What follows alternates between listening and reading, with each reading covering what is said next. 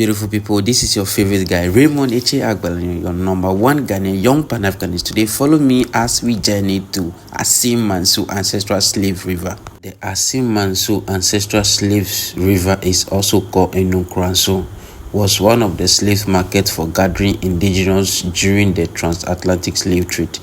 It was located in the central region of Ghana, 40 kilometers along Cape Coast Kumasi Highway. It served as a final link in the slavery route from northern region of Ghana. And shackles had their last bath before they were sold to buyers to be taken to the dungeons, and eventually they were shipped out of the land to the New World.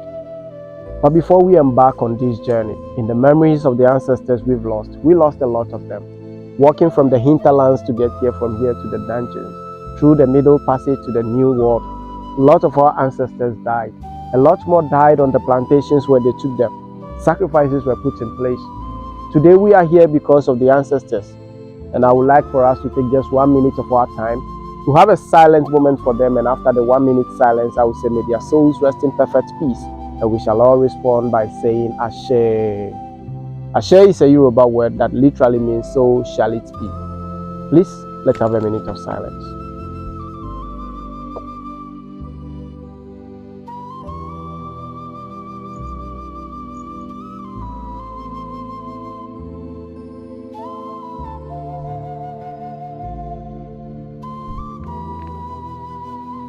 Free our minds. From this land among the people of Benin, Togo, and Ghana, we have this common African proverb we stated: until the tales of the hunt is told by the lions, the hunt will always glorify the hunters. In context, all I'm trying to say is that Africans, we are struggling to tell our story. But unfortunately, our people had to fight against each other. During that time, they fought for territorial expansions and they had victims of wars. The victims were never enslaved, rather, they were inducted into various cultures. They practiced a system called indentured servitude, which was far different from chattel slavery. No one was in chains and shackles. Nobody was being starved. They inducted them so that they can practice the same culture and set them all free. But then the time came. Closer to the year 1400s, we had the Europeans sailing across oceans. They call it the exploration stages. They came into contact with the continent. First thing they did was to change the name from Akebuland to Africa. The word Africa was derived from a Latin word aprica, which literally means sunny. From the Greek word Afrik, spelled A-P-H-R-I-K-E, that word means a land without cold. But then gurus or historians here in Africa believe the true meaning of the word Africa is the children or the people of the sun. Based on the fact that we are blessed with the skins that we have, it helps us to absorb the energy from the sun. Even without sunscreen, we are okay. That's exactly why the people had to name the land. 1471, led by Prince Henry the Navigator, we had the Portuguese here. They came to these coastal belts of West Africa. They saw a lot of gold and started picking them. That was how they named the land after the gold, which is Gold Coast. Went to Togo, Benin, Nigeria. Around those areas, they named it the Slave Coast because they got our ancestors. The ancestors believed them, and then they gave them the victims of wars, took the guns and gunpowders in return. It went on like that. But then the time came, and that was when demand shoots up to the highest scale. The Dutch, the Danish, the Spanish, the British, the French, together with the Swedes, came into this land for the same purpose of which the Portuguese were here. So they had to fight each other. The Portuguese will not allow any of this group to go into the lands because they have their trading posts, and they were the first here. They would want all these Europeans to come through them so that they lead the way. But the rest don't want that, so they had to fight each other. Nearly 130 years. In the year 1651, the British took over and they introduced raiding, kidnapping, ambushing, burning homes, forcing families into chains and shackles.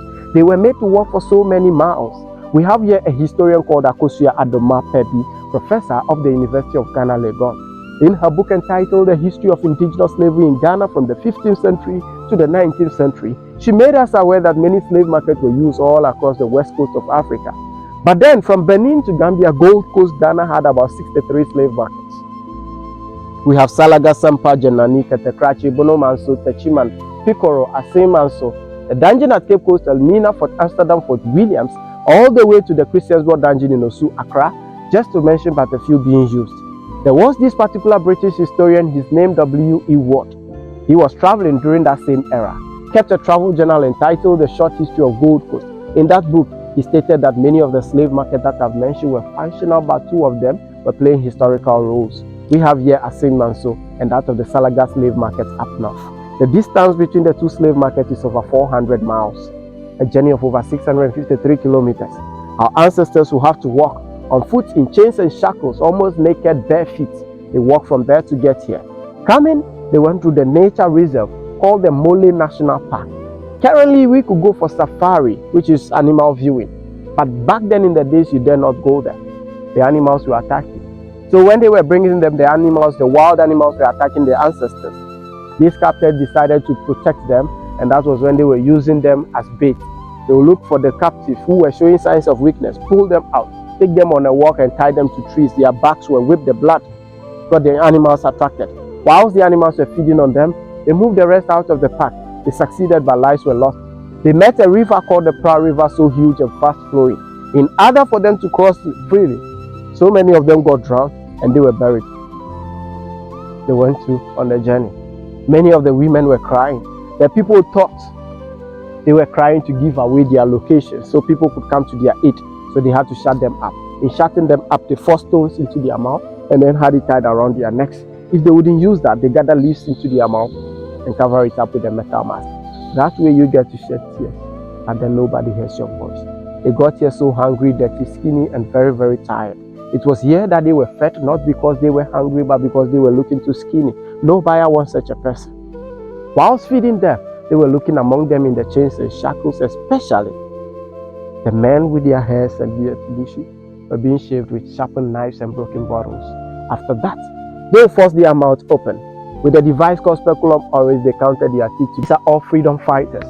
The likes of Malcolm S. King Jr., Frederick Douglass, Emmanuel aka the Wheat Peter, Nathaniel Turner. We have also Captain Brooks from Suriname. So we shall be taking a walk to the Ancestral River, and we are going in this direction, considering the spiritual sea. I don't know if it, yes. Yes. So this, or others call it bitter melon.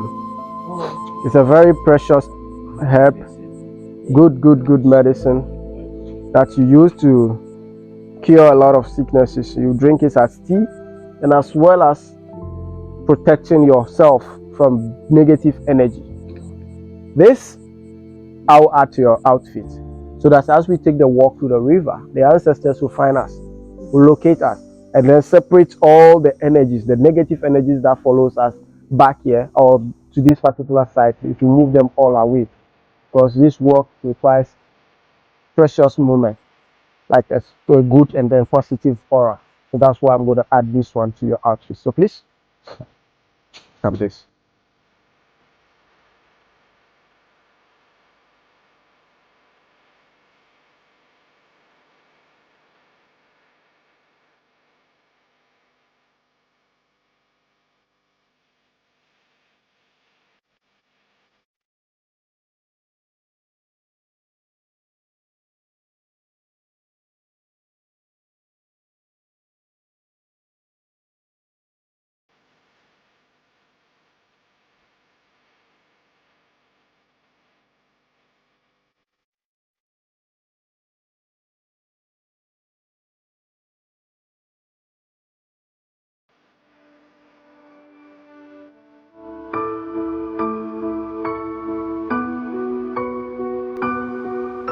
People would love to take their shoes off and walk all the way to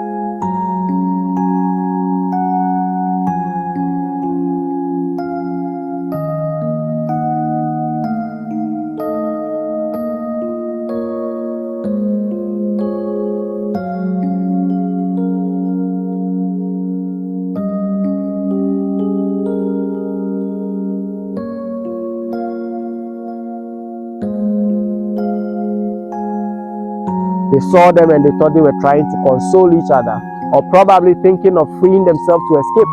So they got shea butter or palm kernel oil on their skins to make them look presentable or attractive for the buyers to come here to pick. The buyers who came here were looking for healthy looking captives. So they went into the chains and shackles, selected them. After selections, they took them on the walk, they moved them to the cashier, paid for them, and then took them to the trees. Chained them to those trees like this before branding their backs, chest, shoulder, forearms, and all over their bodies. They branded them. After branding, they were taken to the dungeons. The Cape Coast Castle is about 70 kilometers away from this land, and they walk. Those who were left in the chains were classified as useless commodities. Not a single person in that chain saw the next daylight. Every single one of them was shot. They killed them and dumped their bodies all around. The place is full of unmarked graveyard. We call it the bamboo slave dumping site. Others call it the bamboo slave cemetery. I don't like the word cemetery because they were not properly buried. You and I are not going down this way today. You are not here for your last bath.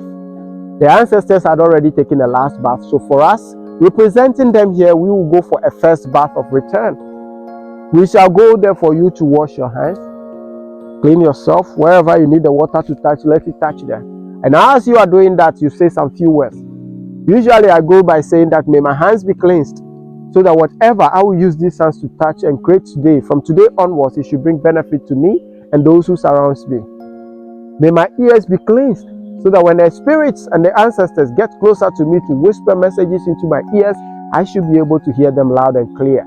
If they show me the signs and the direction, I should be able to see those signs and walk on them with a clean feet. I need to be wherever I needed to be. As simple as that. Anything you want to add to that, then you go on and say it. Let your ancestors have it. And then the spirit around this place will help you to achieve those, or the prayers should come through. So please come with me to the river.